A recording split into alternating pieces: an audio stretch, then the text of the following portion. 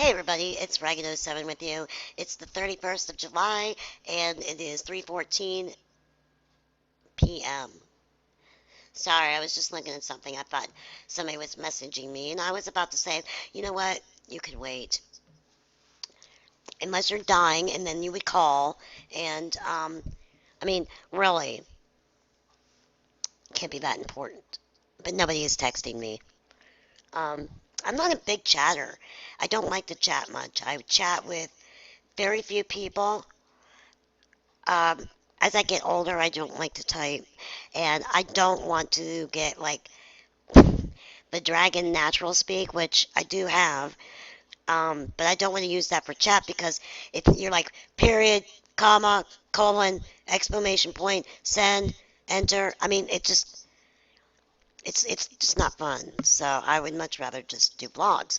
The only thing is I do not post my vlogs on my wall on Facebook because I find that this is my diary. This is uh, inner thoughts that I don't talk about in real life too much, right?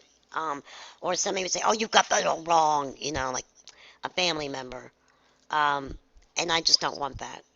I don't. People, you got to have something that's that you cherish, that's sacred to you, that only you and the people that um, have like minds share is very important. Um, I I have done a couple vlogs on Facebook, like posting them there, and the one I got a whole lot of shit for because a lot because well, I called them out. I called her out because I don't think that we should lump ourselves into one category, and we need to break free of these stereotypes. And by what she was doing was not giving a good example. Okay.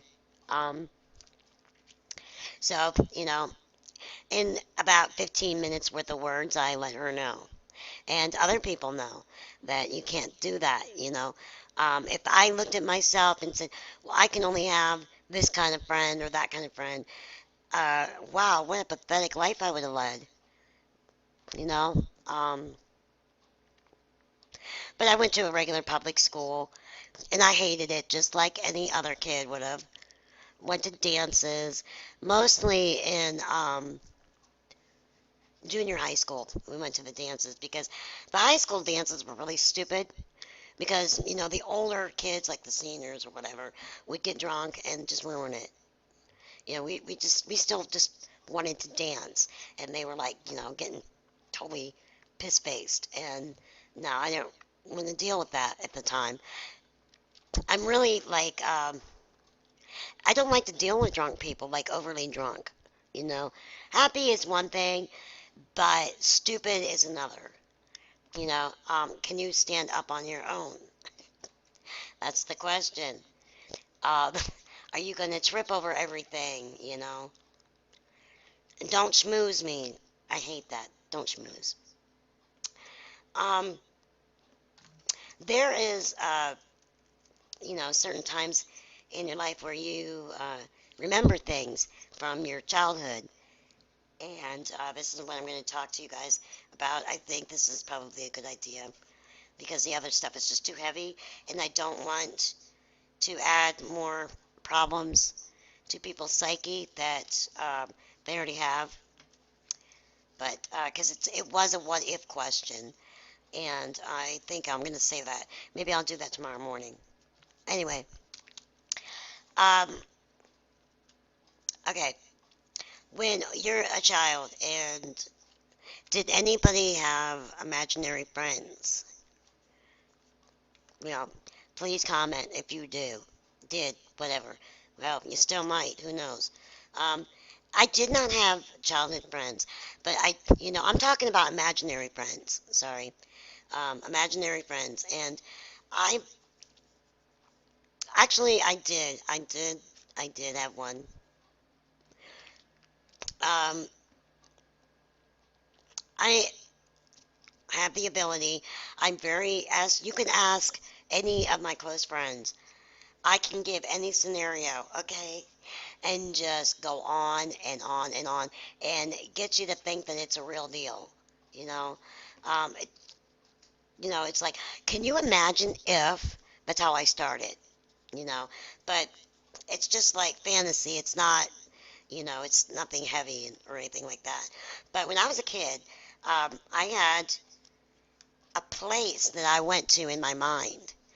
And I don't know if it was to escape the pain that I was in as a child or physical pain, or if I actually went there because it seemed so real to me. And I can remember getting excited to take my nap. It's like, come on, Dawn, let's go take a nap. Okay, because that's when it would happen.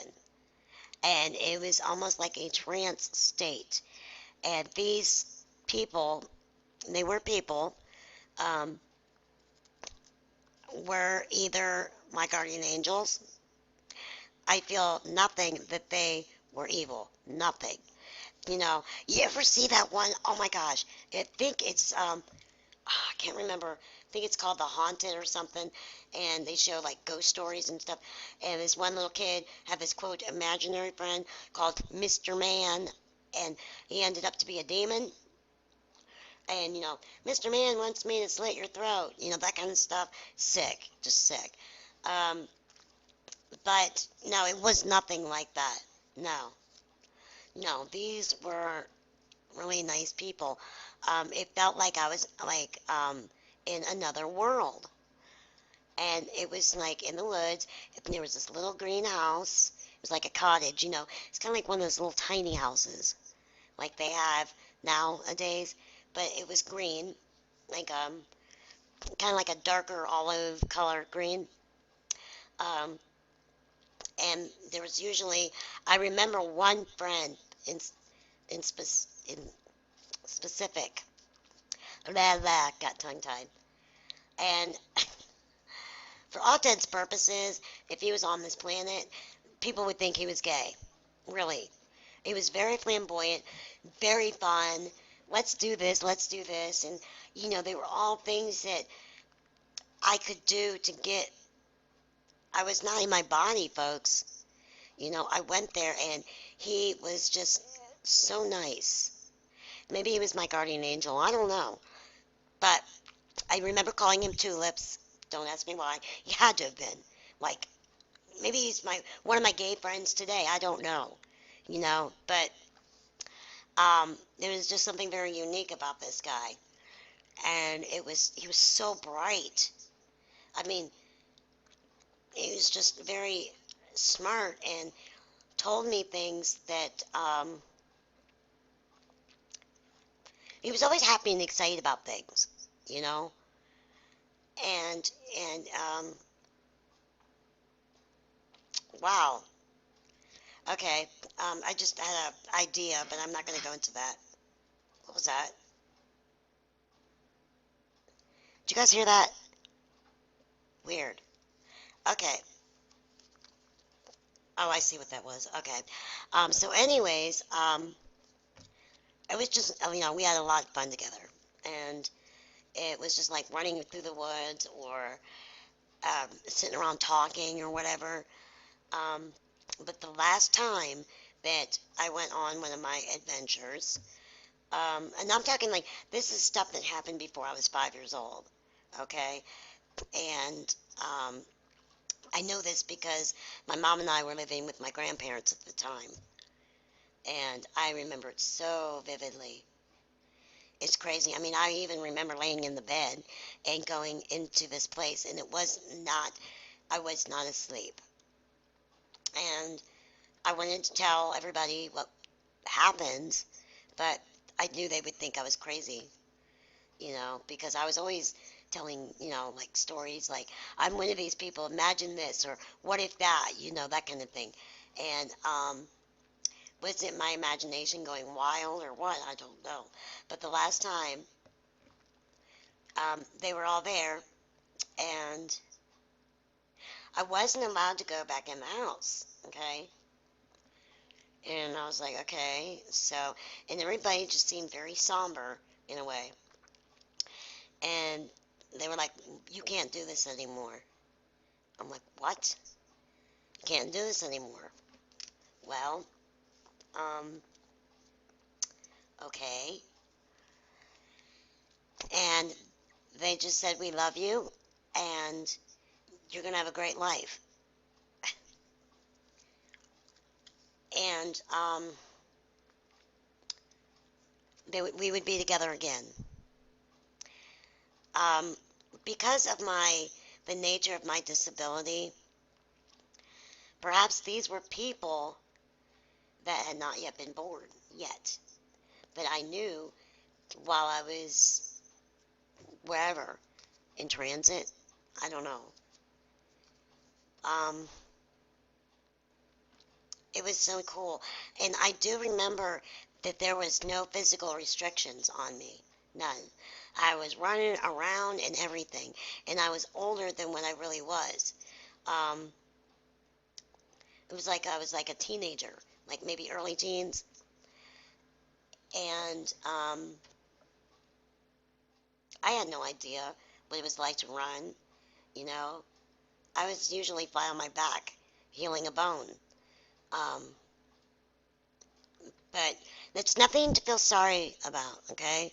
Don't go, oh, you poor thing. No, no.